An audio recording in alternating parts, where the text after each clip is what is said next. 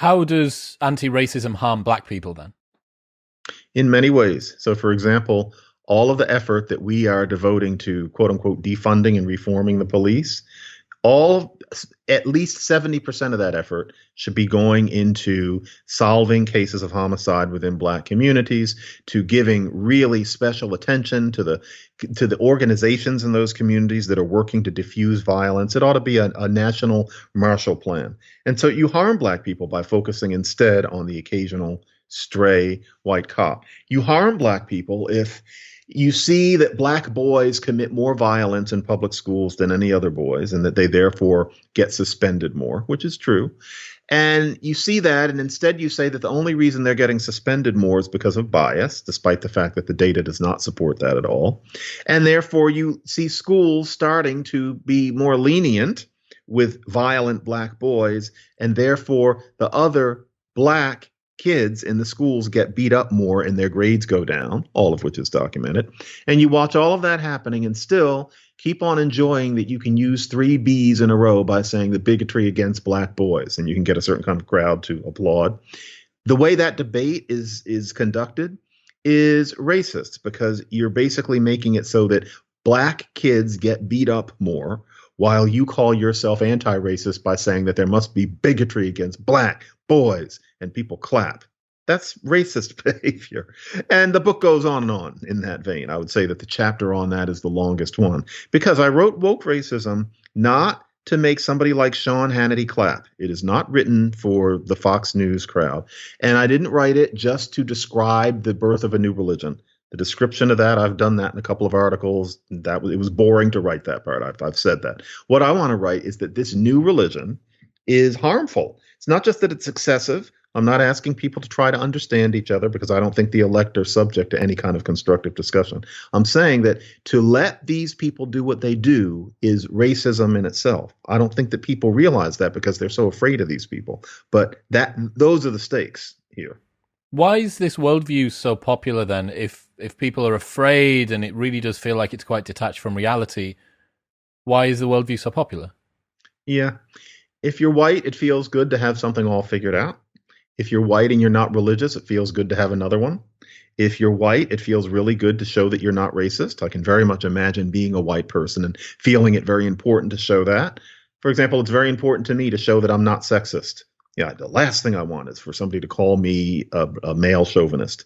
And I would say that there's a bit of me that sometimes even puts blinders on as to what might be the occasional inconvenient truth. I just want to show that I am not a sexist, because frankly, I'm scared. I can tell that's the way white people feel about the race issue. And then if you are a black person, to frame yourself as an eternal victim gives you a sense of belonging. It gives you a sense of significance if you're lacking a sense of it for some other reason. It's no surprise that a lot of black people feel insecure to an extent because of the history of the race. If you are a noble victim, which is the only possible if you're not one, you can't wallow in victimhood if you really are suffering from day to day. But once you're okay, to frame yourself as a victim in some abstract way feels good. It's a cloak. And I completely understand people, taking that cloak and wearing it. There is a victimization complex that is a human trait. It is a way that human beings can go wrong, where you fetishize victimhood, you exaggerate victimhood, because being the victim gives you a sense of absolution and significance. This race, the Black American race, is encouraged to OD on that. So combine white people looking to show that they're not racist and black people who build an identity, not all black people, but enough who build an identity around their depiction of themselves as victims that doesn't really fit modern society. And you've got this new religion where terrible things end up happening for reasons that can't be coherently defended. At the end of the day, if it negatively affects black people and black communities, you would imagine that after a while there would have to be pushback. I know that some of the statistics to do with police, with murders in inner cities is directly correlated with how many police are on the streets. And I remember reading an article and they said, this may be an uncomfortable statistic, but it seems like the best way to reduce homicides is to put police back on the streets. And you think, well, I don't understand why it's uncomfortable. If someone has made a hypothesis that getting rid of the police will make the streets safer, and that turns out to be wrong. There's nothing uncomfortable about it. It's only uncomfortable for the people that had attached their sense of well-being and ideology and self to the outcome of this. It's just wrong. Yep. And a critical mass of the people who argue for this quote unquote defunding of the police don't live in those neighborhoods. And I want to give props to the ones who do. There's a certain kind of person who talks that way, who does live in neighborhoods where they listen to cop cars and, they know that people have been killed not too terribly far away. But even with those people, the ideology reigns. And so they'll say something like, well, it's not like we need no cops, but the ideology means that they have to be anti-cop. And that's the problem. Ideology can be a really dangerous thing when it comes to people in body bags. And there's a condescension involved where you've got this woke person, and this could be a white one or a black one or a Latino or an Asian one who thinks that the police need to be reined in, that the police need to be defunded. And then you have, say, the black grandmother who has watched legions of kids being killed by other kids who she knows saying, no, I want more police. And nobody disrespects that woman to her face, but she's generally thought of as somebody who doesn't know what's good for her. She doesn't understand the larger picture.